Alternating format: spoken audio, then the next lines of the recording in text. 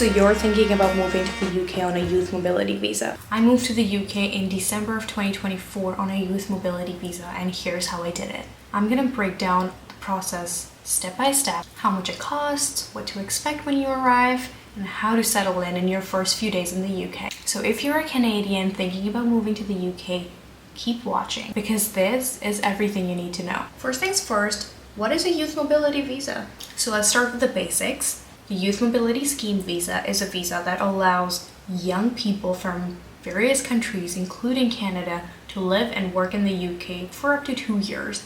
And for Canadians, we can extend it up to 1 more year. So that makes it a total of 3 years. So who can apply? Canadians. For the sake of this video, we're just going to stick to Canadians because I'm from Canada, and it also applies to Australian citizens, New Zealanders, but there's a different criteria. You just need to go on gov.uk's website and you can find all the detailed criteria according to the countries on there. So Canadians aged 18 to 35 can make the move to the UK on this visa.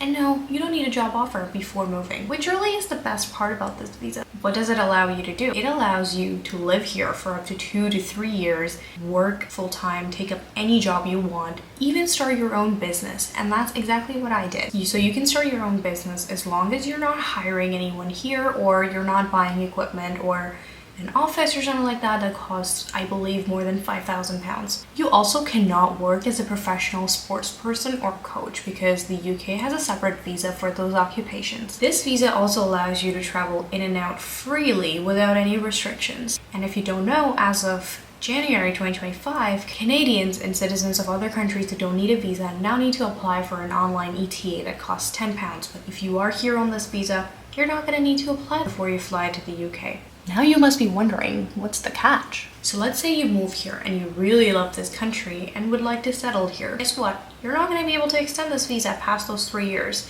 And in order to get here in the first place, you need to have enough money and you need to prove it to the UK government that you do have enough money. But don't worry, I'm going to help you get there and I'm going to help you through this process. So your step 1 would be to check whether or not you're eligible. So the UK Immigration Department is very strict on the requirements, so make sure you're planning well in advance and you're prepared for everything. So of course the first and the most obvious thing would be that you need to be a Canadian citizen. You can't be in Canada on a permanent resident visa or any other type of visa. You need to be a Canadian citizen, you need to hold a Canadian passport. That's the most basic requirement. The second thing, you need to be under 35 years of age. So you can still apply if you're 35, but before you turn 36, you need to apply for this visa and you'll be eligible. The next thing is that you need to prove to the UK government that you have enough savings.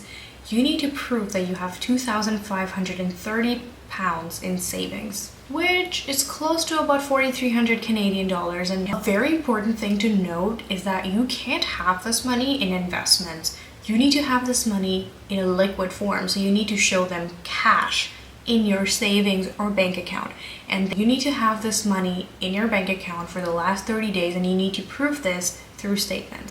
I would recommend having a little bit more anyway though, because trust me, UK is an expensive country. You are gonna need those savings. So I would recommend to have at least $5,000 to $6,000 of savings before you even try to move here. And this is apart from your visa fees and all of those costs. While I was researching about this visa and the financial requirements, I did see a few Reddit threads in which people did get denied their visa because their finances didn't match up to what the UK government requires. The next big thing is that you can't bring any dependents with you on this visa. So you can't have any children, you can't have a spouse who's going to accompany you. They're going to need to apply for their own visa. So if you have children, unfortunately, you're not going to be able to get this visa because you can't bring any dependents with you. And last but not least would be if you've ever had a youth mobility scheme visa in the past and you've exhausted your 3 years, you can no longer apply for this, which seems pretty obvious. The next step in the process would be to actually apply for this visa. To apply for this visa, you're going to go to the UK government's immigration website and go to Youth Mobility Scheme Visa. I'll enter a link up here and also in the description box. Once you're there, you can just click on apply now and fill in your application details. It's very straightforward. If you guys do want me to walk you through it, I can make another video. So please let me know in the comments down below if you would like another video, a detailed one on how to apply. One important thing to note about the application is that they do ask you if you know where you're going to stay. If you do not know where you're going to stay, you can just mention your Airbnb or your hotel details, but you do have someone like a friend or family member who's going to help you find housing or host you for a couple of weeks, definitely mention that. I did have a cousin who's going to school here, so I just put in her address because she was going to let me stay with her for the first few weeks. So your step 3 would be to pay the application fees and also have enough money saved up for it. So these application fees are in addition to what you need to prove as your funds in your bank account, because those funds are just there to help you survive, and you need to definitely budget for your application fees separately. So the Youth Mobility Scheme visa costs £298 by itself, but the most important cost that actually is associated with it is the NHS surcharge. You're gonna pay £775 per year for the NHS. Trust me, when I looked at these fees, this was the first thing that made me take so long to actually pull the trigger on getting this visa, because I was like, £2,000 for a visa. I don't know if it's worth it or not. While it is costly upfront, I think it's great to have the security that you are covered for healthcare for the next 2 years. So I've already been to the doctor once in my 1.5 months of being here, so I would say it's totally worth it. The next step in your application process would be to book a biometrics appointment. The UK government has partnered with VFS to conduct their biometrics appointments, and they're available in every major city around the world. So let's say you are a Canadian who's already on a different youth mobility visa elsewhere, or you're in the US, or you're in a place where you have the authorization to be there for at least 6 months.